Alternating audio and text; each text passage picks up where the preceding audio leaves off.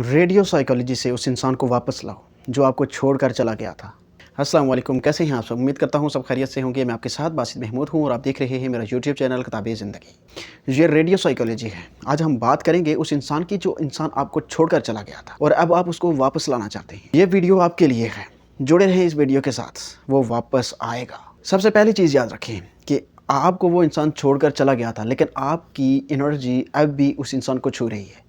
आपकी बेचैनी, आपकी दुआएं, आपकी फ्रीक्वेंसी सब उसके पास जा रहे हैं। साइकिक थॉट थ्योरी, इंसान की थॉट वेव्स, ख्यालात एक एनर्जी होती है जो कायनात में सफ़र कर रही होती है।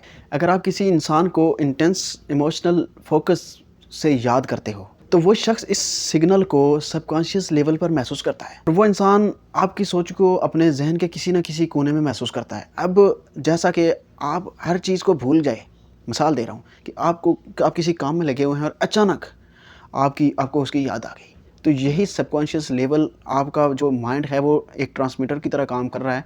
तो ये आपका वो मैसेज जो है उसका वो रिसीव कर रहा है। तो यही चीज़ उसको आप यानी कि हम रियलाइज़ करवाएंगे और आप उसको पता भी नहीं होगा कि वो क्यों आपको याद कर रहा है, उसको ये चीज़ मालूम भी नहीं होगी।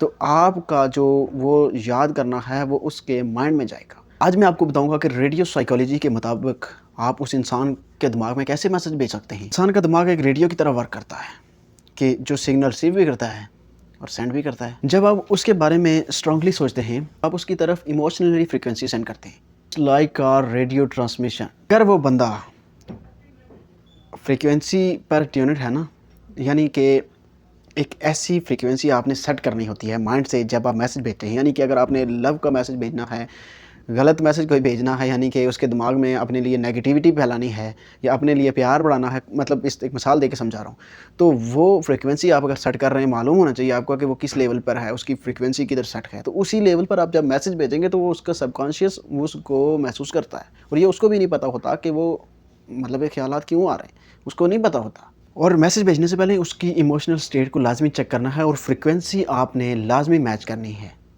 तब जाकर आपका मैसेज उस तक फॉरवर्ड होगा और आप जो है ना उसके दिमाग में अपना जो मैसेज छोड़ेंगे वो स्टोर कर सकते हैं। महसूस करना है, जानने की कोशिश करनी है कि वो गम में है, वो कंफ्यूज है, वो गिल्ट में है।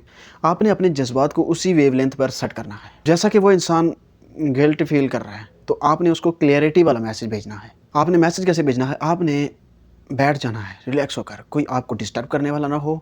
आपने अपने रूम में बैठ सकते हैं, किसी भी आप एक प्राइवेट जगह पर बैठ सकते हैं। बैठकर आप ख़ुद को रिलैक्स करें, आइज़ को बंद कर लें और अपने आप को तसव्वुर में लेकर जाएं। तसव्वुर में ले जाकर आप अपने जो है ना वो ख़यालात में उसको लेकर आएँ।